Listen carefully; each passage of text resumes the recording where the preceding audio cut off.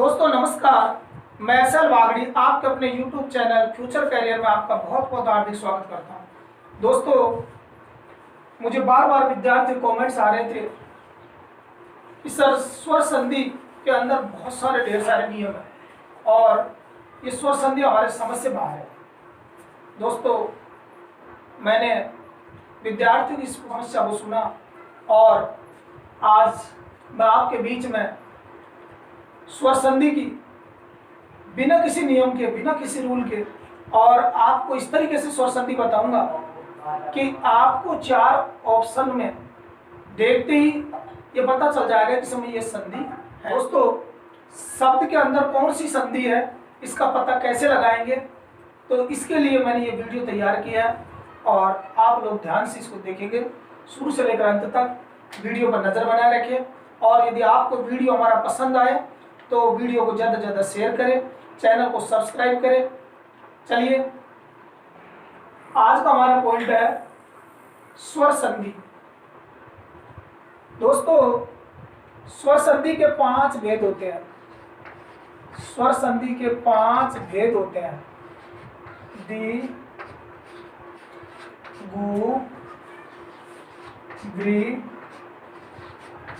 य, ए।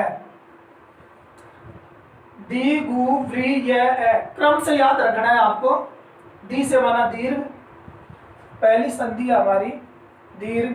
गु से बना हमारा गुण, व्री से बना हमारा वृद्धि, य से बना यण और ए से बना अयादि। इस तरीके से 5 भेद इसके हुए स्वर संधि के। अब अपन देखेंगे इसकी ट्रिक।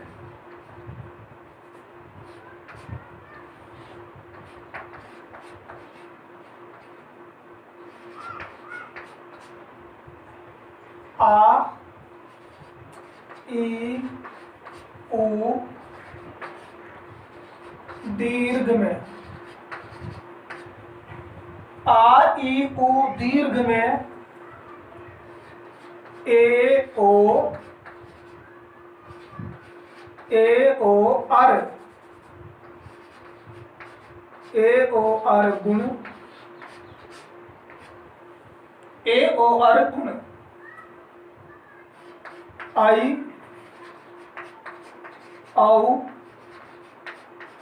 आर वृद्धि, आई, औ, आर वृद्धि। अर्ध वर्ण यण में तो पूर्ण वर्ण अयादि।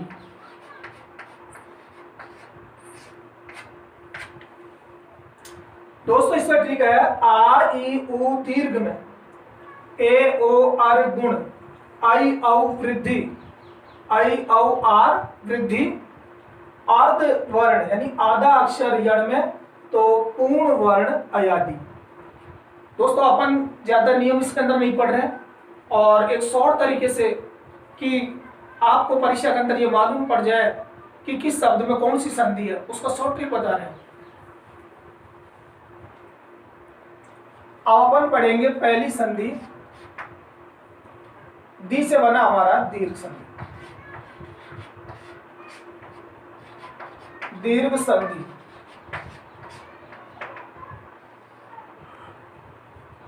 इस गु से बना हमारा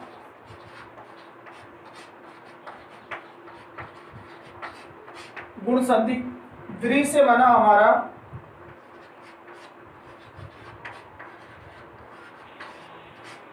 वृद्धि संधि। नंबर 4 य से बना हमारा यण संधि।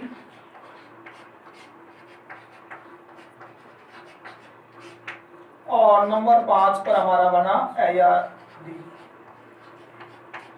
अयादि संधि।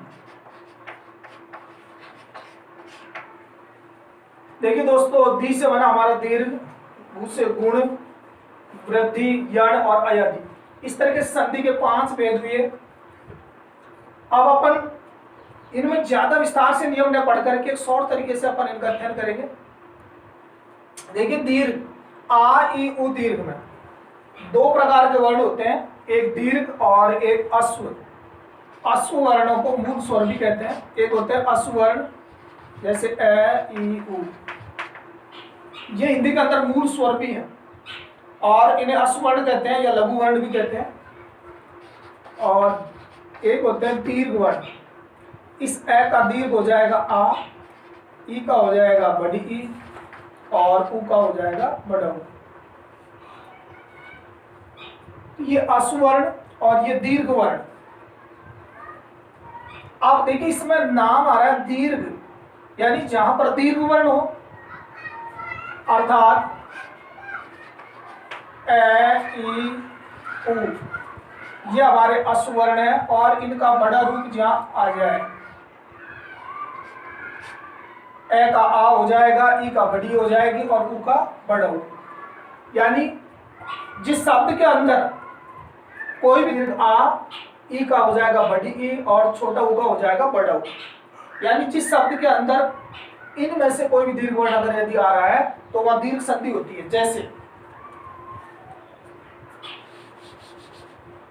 जैसे हिमालय, हिमालय, रत्नाकर,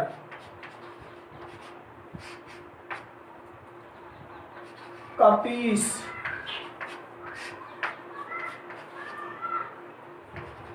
लघुत्तर। चलिए दोस्तों देखते हैं उदाहरणों को। देखिए यहां पर संधि या समास के अंदर दो प्रकार के पद होते हैं। एक होते हैं पूर्व पद जैसे हिम, धन, आलय। तो यहां पर प्लस से पहले जो संख्या होती है, प्लस से पहले जो शब्द होता है उसको कहते हैं पूर्व पद और प्लस के बाद में जो होता है उसको कहते हैं पर पद। उसी प्रकार से समास के अंदर भी दो पद होते हैं, एक पूर्व पद और एक पर पद। अब यहाँ पर सार्थक शब्दों को देखेंगे अपन, एक तरफ बन रहा है हिम और एक हो रहा है आलय। तो जहां जिस शब्द के अंदर, जिस वर्ण के अंदर जहां संधि हो रही है, जैसे हमारे यहाँ हिम और आलय, इन दोनों का मध्य केंद्र बिंदु यहाँ पर माँ, इस वर्ण के अंदर अपन को देखना है कि कौन सी मात्रा यहाँ पर है। यहाँ पर देख रहे हैं अपन, देख रहे हैं बड़ा आर है तो यहाँ दीर्घ वर्ण है तो दीर्घ संधि। रत्न प्लस आकर, तो दोनों का मध्य बिंदु केंद्र बिंदु यहाँ पर रत्ना आ रहा है, यहाँ पर भी तो दीर्घ संधि। कपीस, यहाँ पर कपी छोटी मात्रा आती है, कैपी प्लस ईस, यानी एक तरफ लघु और एक तरफ दीर्घ वर्ण आता है और दोनों के स्थान पर दीर्घ वर्ण हो जाता है। तो यहाँ पर बड़ी मात्रा दीर्घ मात्रा आने के कारण यहाँ पर भी दीर्घ संधि है। इसी प्रकार से लघु अश्वर्ण है और प्लस में उत्तर, दोनों तरफ अश्वर्ण होने के बाद इनके स्थान पर बन जाता है दीर्घ वर्ण में लघुत्तर। तो यहाँ दीर्घ वर्ण है। दोस्तों मैं आपको बताने जा रहा हूं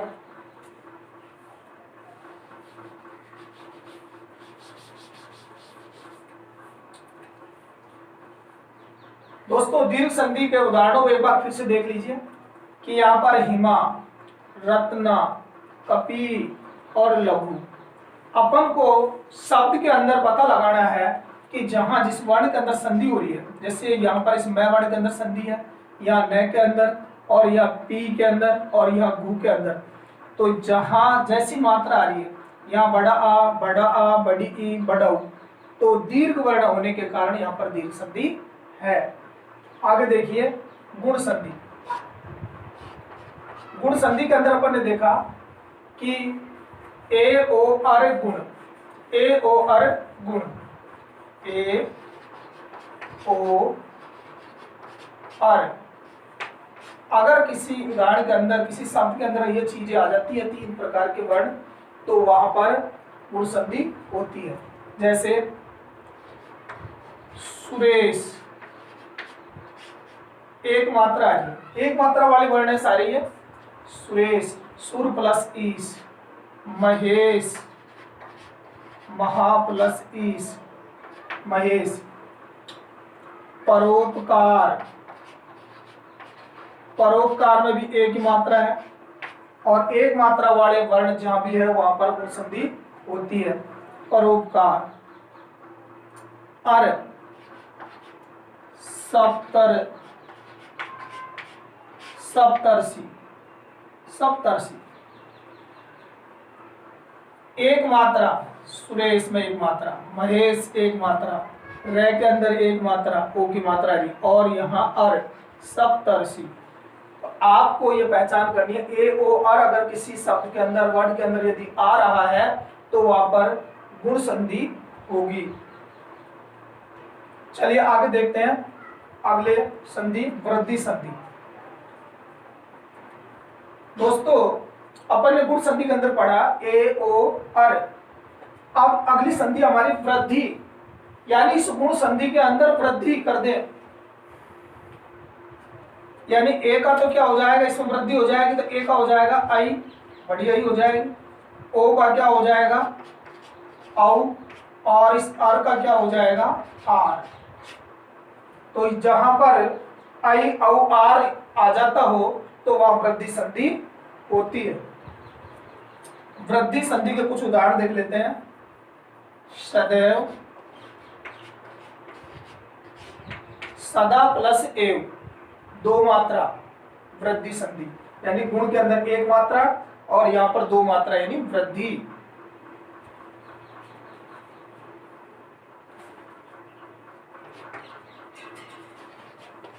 महोषधि, महोषधि, औ की मात्रा है, यहां पर गुण संधि के अंदर एक मात्रा ओ की और वृद्धि के अंदर औ, महोषधि। आर,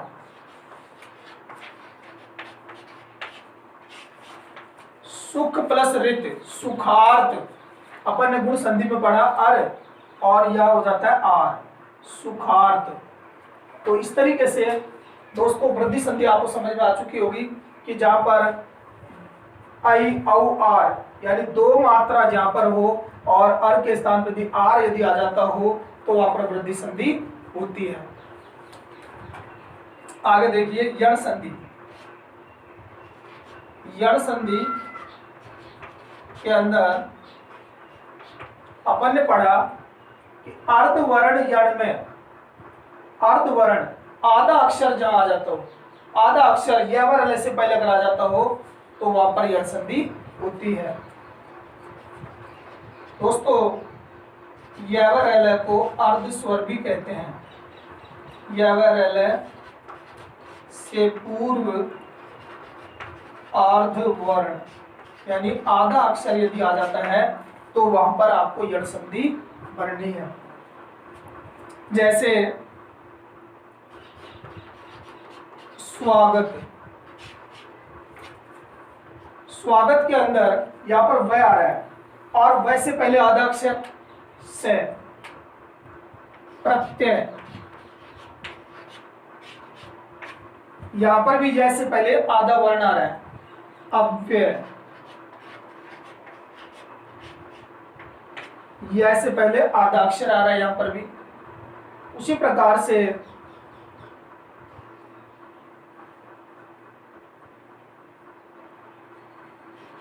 अध्यक्ष, यहां पर यह से पहले आधा ध्य आ रहा है। तो दोस्तों आपको समझ में आ चुका होगा कि यवर से पूर्व अगर आधा अक्षर आ जाता है तो वहां पर यण संधि होती है। यण यानी वह से पहले अर्धवर्ण, यह से पहले अर्धवर्ण, यह से पहले अर्धवर्ण और यह से पहले अर्धवर्ण आ रहा है तो यहाँ पर यण संधि होगी। अब अंतिम संधि हमारी है 5 नंबर पर अयादि संधि। नाम से स्पष्ट हो रहा है अय आदि, इसमें अय औ आय आओ आदि आता हो तो वहां अयादि संधि होती है। यवर ल से पूर्व पूर्ण वर्ण आता है। अपन ने अभी यण संधि के अंदर पढ़ा कि उसमें आधा अक्षर आता है और इसके अंदर पूरा अक्षर आता है, लेकिन शर्त दोनों में एक ही है कि यण और अयादी संधि के अंदर य व रैल आता है, और यण संधि के अंदर तो य व रैल से पहले आधा अक्षर आता है, जबकि अयादी संधि के अंदर य व रैल से पूर्व पूरा अक्षर आता है। चलो देख लेते हैं इसका उदाहरण। जैसे अय, नयन, नयन, यह से पहले पूरा अक्षर आ रहा है, अय बोल रहा है इसमें नयन, चयन, नायक, गायक, भवन, पवन, हवन इत्यादि। तो दोस्तों एक बार फिर से अपन स्वर संधि को देख लेते हैं। अपन इसमें किसी प्रकार का कोई नियम ज्यादा विस्तार से अपन पढ़े नहीं, और मात्र अपन को केवल कुछ चिन्हों के माध्यम से ही, कुछ प्रतीकों के माध्यम से ही शब्द को देखते ही तुरंत अपन को संधि जो है अपनी उसमें भरना है और अपनी संधि ठीक करनी है। चलिए दोस्तों एक बार फिर से देख लेते हैं। इसके 5 भेद होते हैं, दी, गु, ब्री, य, तो दी से बना हमारा दीर्घ, गुण, वृद्धि, यण और अयादी। 5 भेद इसको हो गए। क्रम से आप इनको याद रखोगे। आपको एक ट्रिक याद रखना होगा, आ ई उ दीर्घ में, आ ई उ दीर्घ में ए ओ अर गुण, ए ओ अर गुण, अर्ध वर्ण यण में, आधा अक्षर यण में, तो पूर्ण वर्ण अयादी, पूरा अक्षर अयादी संधि के अंदर होता है। तो इस तरीके से दोस्तों कैसा लगा आपको हमारा ये वीडियो? दोस्तों अगर आपको हमारा ये वीडियो पसंद आया हो तो दोस्तों इस वीडियो को ज़्यादा से ज़्यादा शेयर करें और चैनल को सब्सक्राइब कर लें, जिससे जो भी नेक्स्ट वीडियो आपके सामने आएगा वो जल्दी से आपको प्राप्त हो जाए। तो दोस्तों मैं आज बस